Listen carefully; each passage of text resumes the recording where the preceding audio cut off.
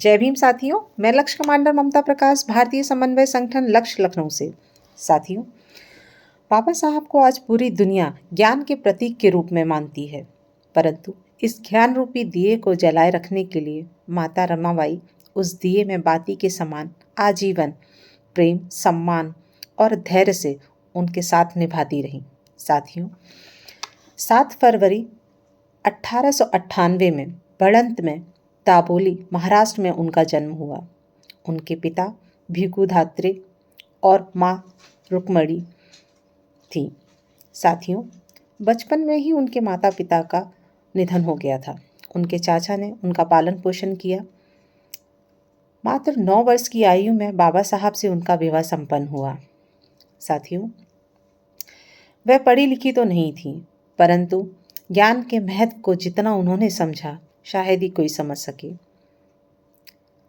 बाबा साहब उन्हें प्यार से रामू कहा करते थे और वह बाबा साहब को साहिब कह के बुलाया करती थी। बाबा साहब को जीवन में पढ़ाई के जब भी अवसर मिले, माता रमाबाई ने खुले दिल से उनका स्वागत किया और पूरी तरीके से उनके कदम से कदम साथ मिलाकर चलती रहीं। परंतु उन्होंने किसी भी तरीके का गृहस्थ जीवन की बेड़ियों में उन्हें नहीं बांधा।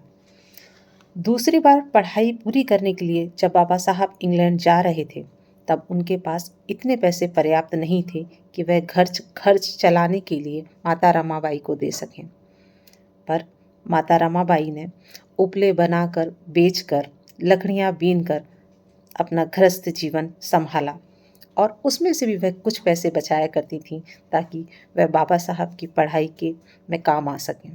साथियों, बाबा साहब ने अपने जीवन में अनेक कठिनाइयों का सामना किया और उनकी जीवन संगनी ने हर कदम पर अनेकों दुख उठाकर उनके गृहस्थ जीवन को संभाला। साथियों, बाबा साहब और माता रमाबाई के 27 साल जीवन में उन्होंने अनेक दुख देखे, पर उन्होंने सामाजिक कार्य की गति को कभी भी धीमे नहीं पड़ने दिया और ना ही रुकने दिया। साथियों, उनकी 5 संतानें हुई और सिर्फ यशवंत, उनके बड़े पुत्र ही सिर्फ जीवित रहे। बाकी 4 संतानें उन्होंने खो दी, मात्र इलाज के अभाव में। साथियों, इससे बड़ा दर्द किसी भी माता पिता के लिए क्या होगा।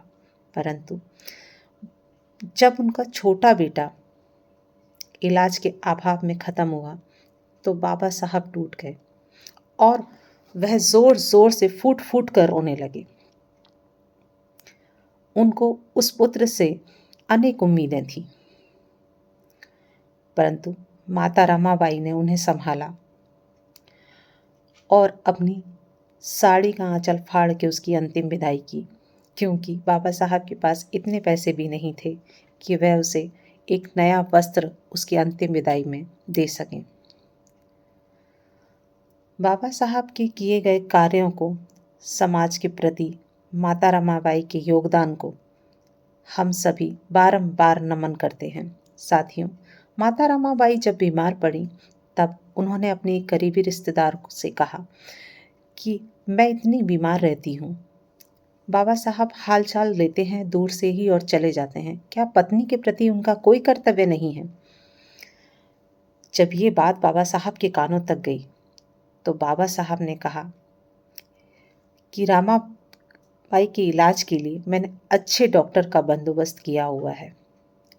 हमारा बेटा, भतीजा और उनका भाई उनकी देखभाल करने के लिए उनके पास है, परंतु मेरा जो समाज है, जो अछूत मूल निवासी जो बीमार है, उसके इलाज के लिए कोई नहीं है, वह असहाय है। ऐसा कहते हुए बाबा साहब का गला भर आया। साथियों, माता रमाबाई 27 मई 1935 में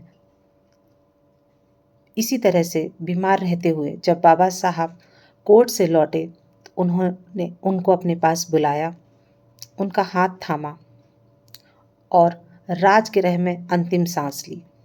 साथियों, समर्पण, त्याग और महान हृदय वाली माता रमाबाई को हम सभी का उनके चरणों में बारंबार नमन। जय भीम, जय भारत, जय संविधान।